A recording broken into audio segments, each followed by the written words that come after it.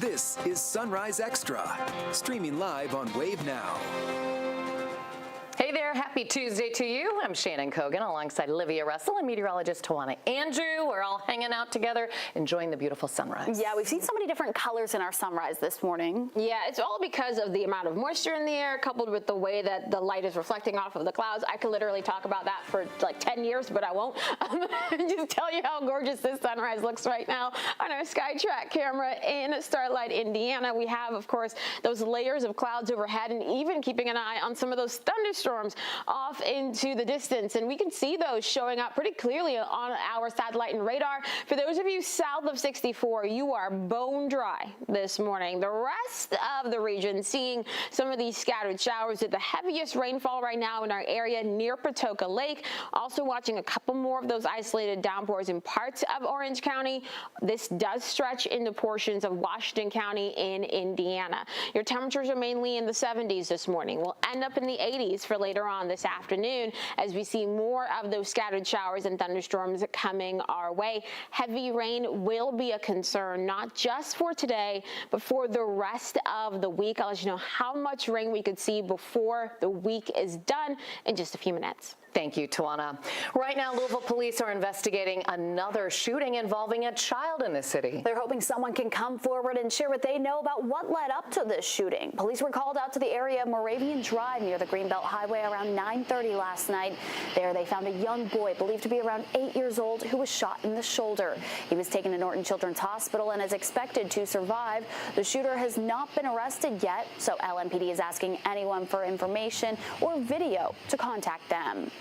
LMPD now says timing played a crucial role in the calls of an active aggressor inside the Kentucky Expo Center on Sunday. That includes a ceiling tile loudly hitting a metal chair and a woman needing medical treatment for an unrelated emergency. And that led people to call 911. They thought the woman had been shot, then panic followed. Players and coaches now questioning the arena's security and safety. Those who are arriving for the Run for the Roses basketball tournament saw metal detectors when they went and wands and bag checks. They were in action yesterday at every entrance. Some coaches and families said they didn't feel comfortable staying for the tournament, but others said the increased security is making them feel safer, but they think it should have already been in place.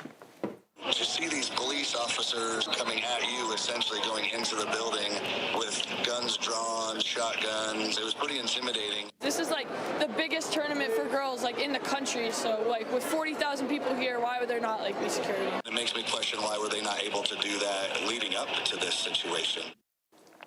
Tournament organizers say they want to reassure all guests the event is safe and that the scare serves as an opportunity to take more steps to further prove that commitment. We asked the organizers for the Run for the Roses if they wanted to make someone available for an interview. They said they wanted to wait until after LMPD's investigation is complete. After the 3 convictions in the case over Crystal Rogers' death and disappearance, the FBI is now issuing a reminder to the community about another open case. This one involves Crystal's father, Tommy Ballard. The FBI is offering a reward of up to $10,000 for information leading to the identification, arrest, and conviction of the people responsible for his murder. He was shot and killed 16 months after Crystal's disappearance. Someone shot and killed him as he was hunting on family property next to Bluegrass Parkway in Bardstown. If you know anything about his murder, you're asked to contact the FBI Louisville field office, and we have a link to that in this story on wave3.com. Applications are now open in the city's search for the independent monitor group that will oversee changes within LMPD. The independent monitor will be a neutral evaluator of progress towards implementing the community commitment portion of the consent decree. Wave News reporter Kirsten Foote joining us with more on the process. Kirsten. Yeah, Shannon and Olivia, this is coming after the city hosted 2 meetings where people could come and discuss the qualities that they wanted to see in an independent monitor. Mayor Greenberg says that community feedback helped shape the qualities that they're looking for in that monitor. These include having knowledge of Louisville and LMPD, previous experience with consent decrees, and community engagement experience. The search began after the agreement between LMPD and Louisville Metro government was dismissed by the Department of Justice back in May. Greenberg spoke about the independent monitor last month. We are going beyond what the new consent decree that we negotiated last year and signed with the Department of Justice says. We are going beyond that with this action. The chief and I are committed to taking action, and we're looking for folks from all across the community that want to constructively engage in making improvements. In the mayor's recently passed budget, $750,000 will be used to support the efforts of the Independent Monitor. And applications are now open. They'll be closing August 4th. So if you're interested in applying, we have a link to that on wave3.com. Shannon, back to you. Thank you, Kirsten. Kentucky has now joined 23 other states in suing the Trump administration over its move to freeze nearly $7 billion in education funding. The lawsuit argues Congress approved the funding, so the freeze violates federal statutory and regulatory requirements. Governor Andy Beshear says $87 million was set to go to Kentucky school districts and $9 million would support adult literacy programs. The lawsuit also claims states already approved the funding prior to the freeze, and now states are scrambling to pay for commitments weeks before the start of the next school year. Governor Beshear released a statement commenting on the lawsuit, saying in part this: "Our kids and our future depend on a strong education, and these funds are essential to making sure our kids succeed." The Kentucky Department of Education is also supporting the lawsuit and wrote in part, quote, "Instead of making final preparations to welcome students back into the classroom, many of our schools are developing plans to reduce staff, cancel programs, and eliminate student supports if these federal funds are not immediately released to Kentucky." Governor Beshear says he is not ruling out a potential run for president in 2028. He made the comments in an interview during NBC's Meet the Press with Kristen Welker. Governor, is it accurate to say you are considering running for president? Well, right now, what I'm trying to do is speak out for my people and for the American people, especially with this attack on rural America and the big, ugly bill. And then after that, we'll see. I would have never considered this a couple years ago, but I will not leave a broken country to my kids or to anyone else's. And so if I'm somebody that at that point that I believe that I can heal the country, then I'll take a look at it. Beshear was first elected governor in 2019. Last year, he was among those being vetted to run as the vice presidential candidate on the Democratic ticket after President Joe Biden stepped out of the race. Metro health inspectors will return to the Kroger on Goss Avenue after another complaint about a mouse roaming inside. The store was closed for weekend cleaning at the store last month due to a rodent infestation. It's one of several Krogers in the city that have had a string of rodent-related complaints. Wave troubleshooters have been checking on these inspections ever since we learned about mouse sightings in several stores throughout Louisville. Inspectors said they've tracked improvements at the Kroger locations in LaGrange, Holiday Manor, and Brownsboro Road. Workers in LaGrange were able to restock the shelves that were previously closed because of the mouse issues. Inspectors say they have to do more follow-ups this week for all of the stores listed. Some Kroger customers will soon be without a store because a store on South 3rd Street is scheduled to permanently close. In response, Kroger and 2 Metro Council members are helping customers transition to a new store. The Meet Your Store event will be held on Thursday at Cardinal Kroger on South 2nd Street. Councilwoman Betsy Rui and Jennifer Campbell will say this will welcome new customers and ease the transition of moving stores. The 2-hour event will include introductions to store leadership, pharmacy staff, and community partners. Other highlights include snacks, a Q&A with store staff, and some exclusive coupons. Today, all Beer Nose Pizzas in Louisville and Southern Indiana will donate 20% of all sales to support LMPD detective Michelle Rush's family. She died last month after a battle with cancer. Money from all dine-in, carry-out, and delivery sales will go to benefit the detective's family. Rush served in LMPD for more than 10 years. Coming up, the future of the Mid-City Mall is still unclear, but city leaders are giving us some new details. You'll hear from Councilman Ben Reno Weber and how he wants to transform the property.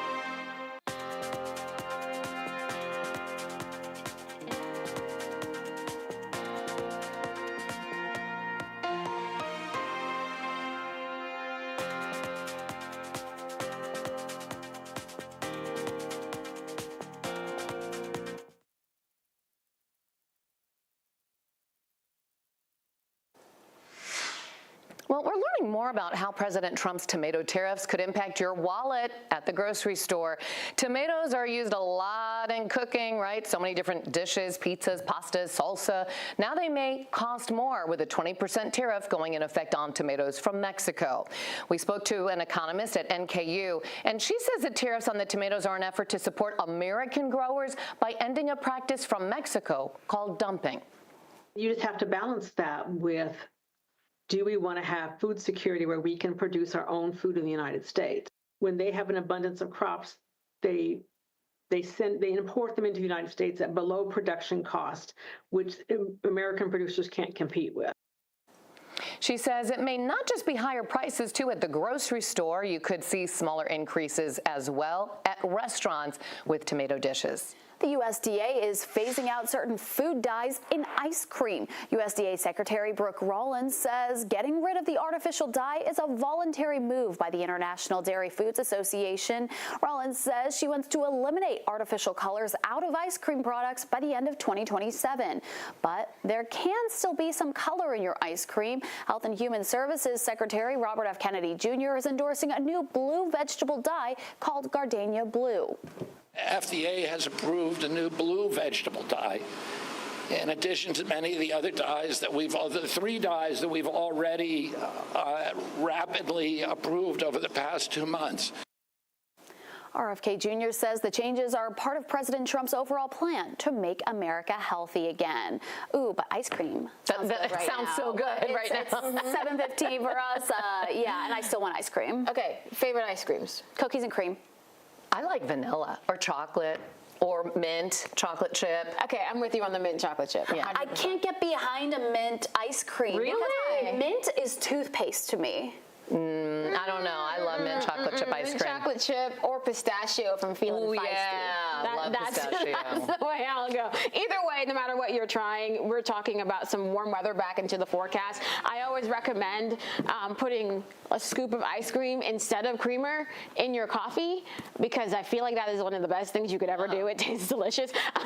But hey, no matter what you're doing, we have gorgeous weather out there this morning in most spots, seeing some beautiful conditions as we look towards downtown Louisville. Even that sunrise reflecting off the 2nd Street Bridge, some of those mid to upper level clouds overhead. And most of you south of 64, you're getting that mix of sun and clouds, some gorgeous, really conditions to start off the day. But for those of you in Indiana, you have more clouds overhead. 2, and keeping an eye on a couple of heavier downpours, seeing some of those really showing up in portions of Orange County. This is where the heaviest rainfall is now drifting to the north of Patoka Lake, but still a couple of those spotty, moderate to light showers in portions of Washington County, Indiana, and some of that is clipping the more western parts of Scott County as well. Temperatures mainly in the 70s, so off to another warm start. Across the metro, we're seeing temperatures ranging from 72 degrees in Shepherdsville to 73 in Sellersburg, 73 as well for those of you in Fern Creek. As we continue throughout the morning, more of these spotty showers and thunderstorms certainly likely, especially for those of you along and north of 64. We get towards lunch, seeing that mix of sun and clouds still across the area. We'll keep that going into the afternoon with highs in the mid to upper 80s in most spots. For those of you who say drier and sunnier, yes, you could see a couple of low 90s, but we're mainly talking 80s for today as we watch those scattered showers and thunderstorms firing up later on this afternoon. Some of these can produce more of that heavy rainfall. Now, if you're one of those people who saw heavy rain this morning, then you get it again later on this afternoon, then that localized flash flooding threat becomes a concern for later on today. So we'll be watching that closely, especially with the really incredible amounts of moisture that we have in the air right now. Getting into tonight, still watching some clouds overhead drying out across the region, and we can see anywhere from not a single drop of rain in some spots to up to an inch of rain in others. So today's just going to be one of those days where you have to be weather aware, and we're going to keep that going throughout the rest of the week. In fact, for tomorrow, we could see a wave of showers and thunderstorms pushing in right around 6, 7, 8 o'clock tomorrow morning. We'll see if that timing holds. Once we get past that, we'll gradually dry out for the second half of the morning, adding back in additional scattered showers and thunderstorms for Wednesday afternoon. Now, here's the rest of your 10-day. We still have some fronts nearby. They move towards us, and they don't actually make their way entirely through wave country. This is why we're going to keep some rain chances in the forecast from Thursday at least through Monday of next week, with highs near 90 degrees. And it's not till the middle of next week that we start to see drier conditions with high pressure taking control again, and highs back into the mid-90s across the area. So that real summer heat does look like it's coming back our way. Thank you. New this morning, schools and parents in Indiana are already feeling the impact of some sweeping cuts to the state's preschool voucher program. In June, Indiana's Family Social Services Administration announced it was reducing the number of kids on the state's On My Way pre-K program by more than half. That's a program designed to help lower-income families pay for preschool. The FSSA says it was part of difficult but necessary decisions. One pre-K center director says not only is enrollment down, but the impact goes beyond the schools and affects the lives of the families they serve. I know some programs that have had to close their doors because, they just can't afford to operate without students. Across the state, everyone is suffering from a shortage in employees right now, and a lot of it has to do, a big portion of that is childcare. I have lots of families that have literally just stopped working. Declining enrollment isn't the only obstacle preschools are facing. Last month, school officials learned the state would be reimbursing preschools less money for each student in the On My Way pre-K program. Schools used to get $300 per week per student, but now are down by as much as half. We're learning more about the options Louisville leaders are considering for an iconic space in the Highlands. We talked to Metro Councilman Ben Reno-Weber about Mid-City Mall and what the future holds for the space. They've held several meetings for community input on what should come to the neighborhood. Reno-Weber tells us many current business owners want a vision that would attract more people to work and live in the area. Feet on the street is the thing that makes a community safe, more than anything else. And so if we have people that live downtown, we're going to have a much safer downtown. And I think that we need to just keep beating that drum. Sure. Because it's not the silver bullet, but it is definitely a couple of silver BBs. As part of that conversation on Wave Extra, Reno-Weber said he'd also advocate for better walking infrastructure and green spaces, balancing that with support for small businesses.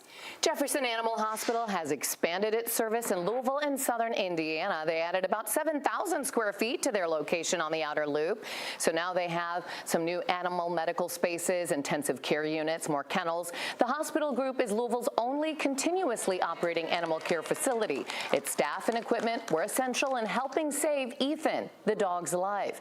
The vet team cared for Ethan for days. He was found nearly starved to death in the Humane Society's parking lot in January of 2021. But today, he is strong and doing great. And Ethan and Metro Animal Services will be hosting some free dog clinics across Louisville. The first one will happen on Sunday, July 27th from 8 a.m. to noon. Pet owners can get free spay and neuter services, microchipping, vaccinations, and heartworm testing to 50 pre-registered dogs. These clinics will be held every last Sunday of the month. Registration is now available for July's clinic on the Ethan Almighty website.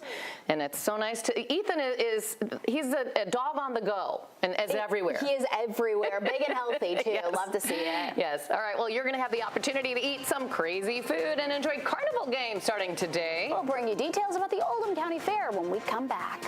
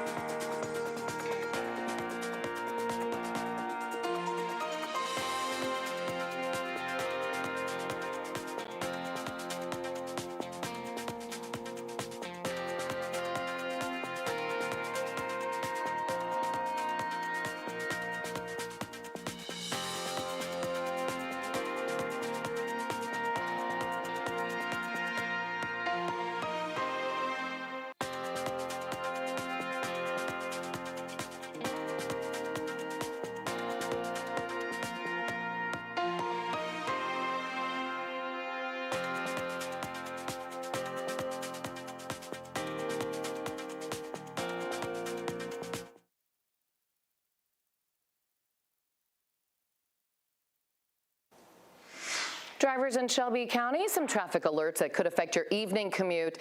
There will be lanes closed on I-64 West. KYTC says this project wants to widen the interstate and set bridge beams from 7 tonight until 1 Wednesday morning. Drivers on I-64 West will have to take a detour to exit 35. Crews will shift work to the eastbound lanes on Thursday. And in Louisville, more closures are coming to River Road. Crews say they're doing routine inspections at the I-64 bridge over River Road between 7th and 3rd Streets. Parts of River Road will be closed every day from 9 a.m. to 3 p.m. all the way through July 21st. I-64 traffic should not be impacted during the inspection, and you'll still be able to take exit 4 on 3rd Street. Oh, the Oldham County Fair starts today, goes through Saturday. Admission is $20 a person. It includes unlimited ride, live music, and access to arena events. Parking is $5. You can also, of course, have some good carnival food and the games, monster trucks, motocross, and more. The gates will open at 5 p.m. through Friday and then at 4 on Saturday. Norton West Louisville Hospital is hosting a community update and listening session today. That'll be from 5:30 to 7:30 p.m. at Fraser History Museum. The sessions will allow people to hear about the progress of the hospital's first 8 months in operation. It's also a chance to offer you your feedback, so you can register for the event on the Fraser Museum's website. Check that out. Okay, we're going to take a quick break. We'll be back with more news after this.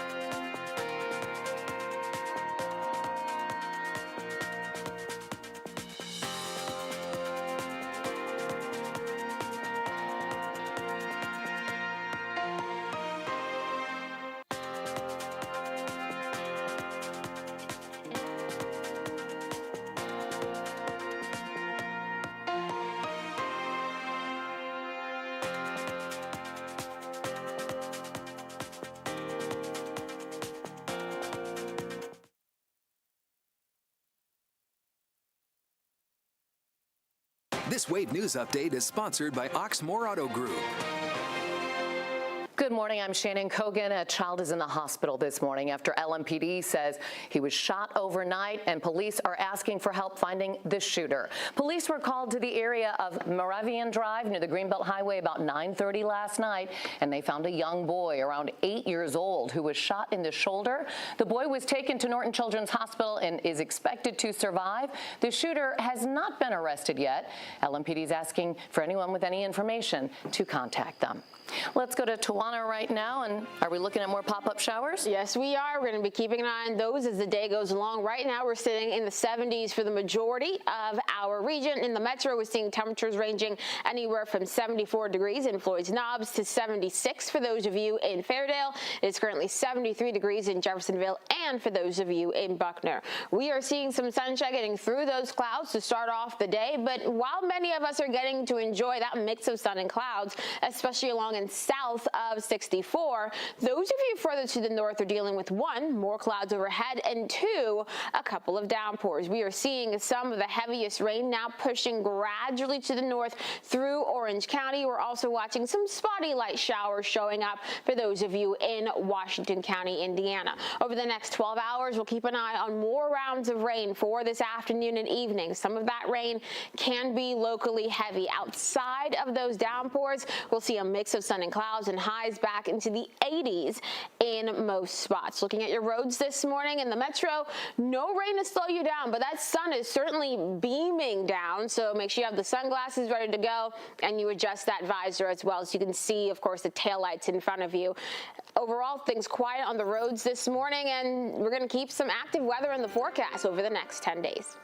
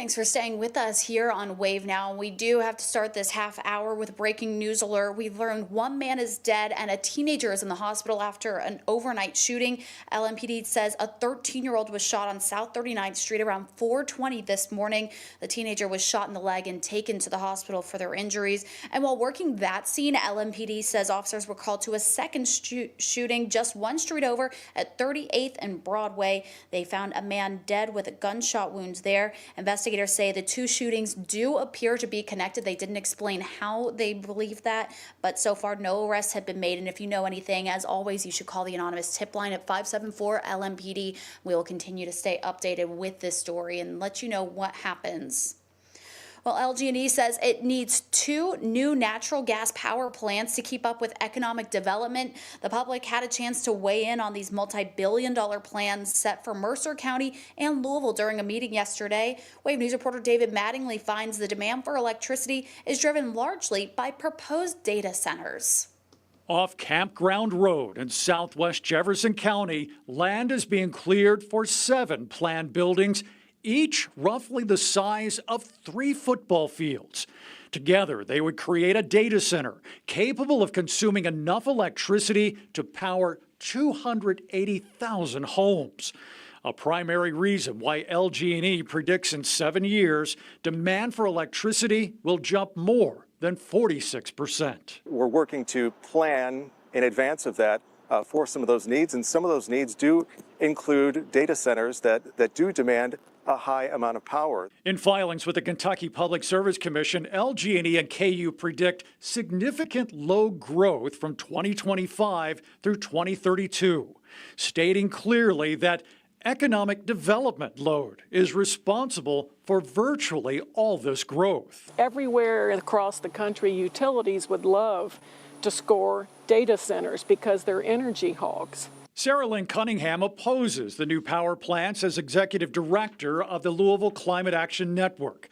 Surprisingly, residential demand for electricity is not expected to grow for at least a decade. We're building into the system energy efficiency that the residential sector starts to use. But the bigger sector is still growing in many places, and data centers are just taking off. And neither side has a clear answer on how much more homeowners will have to pay to build these power plants. Well, new cell phone video shows the moment an LMPD officer showed up to the Kentucky Expo Center on Sunday at the Run for the Roses basketball tournament. In the video, you can see officers running into the building with rifles as they respond to calls of an active aggressor. LMPD says a ceiling tile fell and hit a metal chair, causing all of that chaos. And at the same time, in the same area, a woman was having a medical emergency. So a combination of the two incidents are what led people nearby to think that woman had been shot. It does not seem at this juncture that anyone inside the Kentucky Exposition Center was doing any of this alerting of an active aggressor with any malice. I think all of this was well intended by somebody who saw something and said something. The incident, though, led organizers to ramp up security for yesterday's games. They brought metal detector, wands, and bag checks to every entrance. Now, some coaches and families decided to leave Louisville early and skip yesterday's competition. They told us the incident was too traumatic for their athletes. And those who decided to stay and play the rest of the tournament say the new safety measures should have been put in place from the very start. Wave News reporter Fernando Garcia-Franceschini has reaction from those there. Even though LMPD says there was no actual shooting inside the Kentucky Expo Center on Sunday, of course, there are still people who are very shaken up by everything they saw and heard. And tonight, there are still questions about why organizers for the Run for the Roses tournament did not set up metal detectors or back checks sooner. For the thousands of people in town for the Run for the Roses basketball tournament, entering the Kentucky Expo Center took a little longer on Monday, as everyone was screened with metal detector wands and no bag was left unchecked. It makes me question why were they not able to do that leading up to this situation. We spoke with Coach Aaron Meyer via FaceTime. He and his team were heading back home to Iowa after deciding they would not continue playing the tournament following Sunday's chaotic events. To see these police officers coming at you, essentially going into the building with guns drawn, shotguns, it was pretty intimidating. Meyer says most of his players did not feel comfortable going back to play at the Expo Center. But for those teams who did continue in the tournament, the new security measures brought a sigh of relief. I was really happy that they were taking these precautions to make sure everybody was safe and making sure that nothing like that would ever happen. Even though they felt more at ease on Monday, players Ashlyn Rivers and Malia Land feel like metal detectors and back checks should be the standard. I feel like they should have done that from the start. It's a sentiment echoed by other players we spoke with, saying they were shocked to not see the extra security all weekend long. This is the biggest tournament for girls in the country, so with 40,000 people here, why would there not be security? And while police say there was no active shooter this time, people hope it can serve as a learning experience for those in charge of the tournaments. I hope the Roses board and directors can use this still as a learning tool and still improve the things that I think that they need to improve on anyway. We did ask organizers for the Run for the Roses tournament if they would make someone available for an interview. They said they wouldn't do any interviews until LMPD's investigation was complete. Reporting from outside the Kentucky Expo Center, Fernando Garcia Franceschini, Wave News. And the Kentucky Expo Center has a busy stretch coming up. We know they have the State Fair in August with the World Championship Horse Show taking place. And then after that, they'll have Bourbon and Beyond, Louder Than Life. Those take place in back-to-back weekends in September. So that can also be very busy. And we'll monitor the Expo Center security protocols for all of that coming up. And we will, of course, keep you updated with what we learn. We're going to take a quick break. We'll be right back in 2 minutes.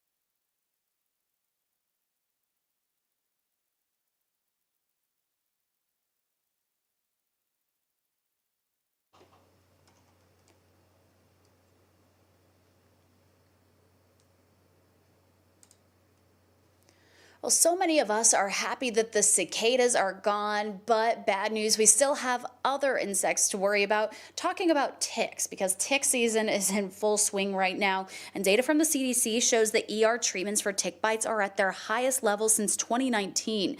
They say there were just under 450 emergency department visits in the U.S. so far this year. About 250 of those are here in the Southeast. There is more social consciousness about tick-borne related illnesses.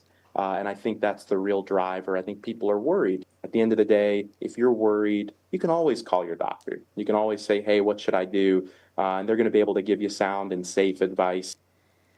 So if you're spending time outdoors, experts recommend using bug sprays with DEET and lemon eucalyptus oil. At least you'll smell good there. All of those are supposed to be effective in repelling ticks, and mosquito repellent should also be effective for ticks as well. The World Health Organization is now recommending a newly approved drug for HIV prevention. It's called lenacapavir. In trials, the drug was found to reduce the risk of infection and provide almost total protection against HIV. The U.S. Food and Drug Administration approved it as a twice-yearly injection for HIV prevention. The WHO recommends the shot for groups at risk and in areas where the burden of HIV remains high. Oh, a heads up here before you start having your morning breakfast. We have a recall alert that impacts a popular yogurt brand. Dannon is recalling its Yo Crunch yogurt products because the plastic pieces could be in the dome topper. The company says people could possibly choke if they swallowed one of those pieces. Dannon is recalling all flavors and sizes of its Yo Crunch products with an expiration date between July and September. The company is advising customers who have the yogurt to throw it out or call for a refund. About 13 million Americans are estimated to be affected by seasonal affective disorder. It's a form of depression typically seen in fall and winter months, but the American Psychiatric Association says some people could get it in the summer. Heat can impact serotonin, which is a neurotransmitter in the brain, and already people with mood disorders have a dysfunction in that neurotransmitter. So heat sort of exacerbates or makes mood worse in those folks who have that sort of genetic vulnerability for mood disorder. Doctors say if you notice changes in sleep where you're getting less and feeling more energetic, those are actually signs to see a doctor. It's also important to stay hydrated in the intense heat, especially if you're already on mental health medications, which can cause you to overheat even quicker. Well, if you've ever been shocked by your electric bill, imagine if an unpaid bill could cut off your life support. Most states nationwide require city-owned utilities and electric cooperatives to delay disconnection of customers who rely on medical devices, but the rules have different time limits. National investigative reporter Brendan Keefe obtained recordings of a collections manager trying to get immediate payment from a patient in the back of an ambulance. This tornado is a confirmed tornado on the ground. Power lines down everywhere. There's houses that are damaged, buildings damaged. This is a strong, powerful tornado on the ground right now. For all of us, a power outage during a storm is an inconvenience. Yeah. For you, it's life. It's life or death. More than 15,000 people without power right now. Without that power, my pump's gonna stop, and then my heart can stop. These batteries power the heart pump keeping Tina Marsden alive 12 hours at a time. After tornadoes in Georgia, she was powerless for 6 days. There was a Griffin fireman and his wife. They were like, you know, you shouldn't have to be going through this, and we're gonna bring you our generator. And that saved my life. The power line to her house, a lifeline. There is an order for it to be disconnected. I can come home with a new prescription, and now all of a sudden I can't afford this prescription, so I have to decide between paying a light bill, paying part of a light bill. I have a heart pump that pumps my heart. And my power was turned off this morning. Unfortunately, we don't do payment arrangements or extensions past the 7-day grace period. If you need power to live, you get one additional day. 1 day. One additional day. The city of Griffin combines electric, trash, and water charges into a single bill. If you don't pay for garbage collection, they cut off your power. And I need to be turned back on because I have life-sustaining medical equipment. Unless you're going to allow me to die at home, over $80. there's no law in Georgia covering these municipal electrical services or electrical cooperatives. They don't have to follow the same rules as, say, Georgia Power. That is correct. So they are self-regulated in a sense. Your protection depends on where you live. Here in New York, customers dependent on life support equipment get at least an extra 3 months to pay their electric bill, no matter who supplies the power. But here in Louisiana, it's a bit trickier because those extended deadlines don't apply to city-run or cooperative utilities. Same here in Ohio, where medical waivers grant at least an extra 30 days for life support customers of investor-owned power companies, just like Georgia Power. But electric cooperatives and city-owned utilities can leave life support customers powerless. Their city commissions make their policies.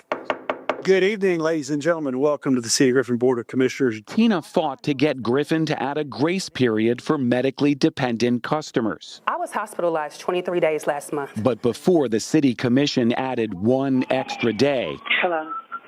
Yes, this is City of Griffin. I'm the collection manager. Tina got a collections call on her way to the hospital. We don't do extensions past your 7-day grace period. It's just a bad time right now because I'm literally in the back of an ambulance being transported to Atlanta Piedmont. I have to have power because I have a life-sustaining medical equipment. I understand you guys don't have a priority list. Okay, well, this account has till 6 o'clock today to be paid. So when I'm in the ambulance, can you say that again? The sirens are on. The account has until 6 o'clock today to be paid, or it starts coming up on the cutoff list tomorrow. I told you I'm in the back of an ambulance. I'm worried I have a blood clot in my heart. I'm worried about dying. Okay, take care of your personal. Thank you. And I'll pay 75% online. Okay, that'll be fine. I will talk to you guys when I get out the hospital.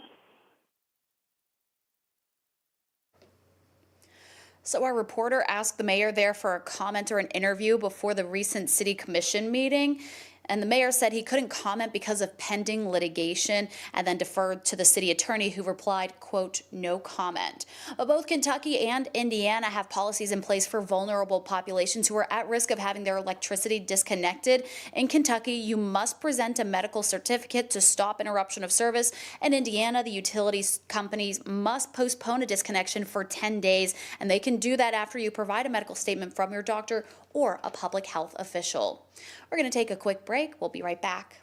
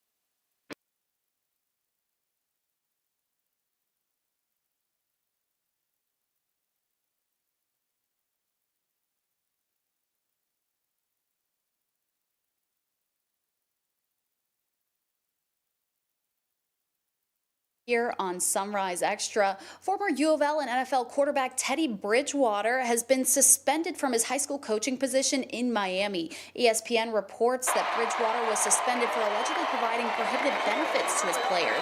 In a Facebook post, Bridgewater says he paid for Uber rides, meals, and recovery services for his players last season.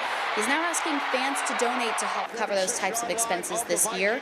Bridgewater confirmed his suspension from Miami Northwestern in that social media post on Sunday, but said he remains committed to his alma mater. He led the team to a state championship in his first season as the head coach last year in 2024.